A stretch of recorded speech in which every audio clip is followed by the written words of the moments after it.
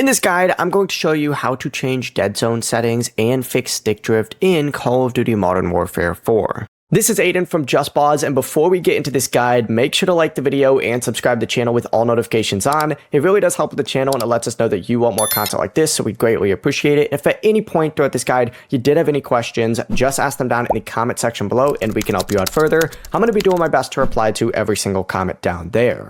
First things first, what you need to go ahead and do is actually open up your settings, and then you need to tab over specifically to the controller settings.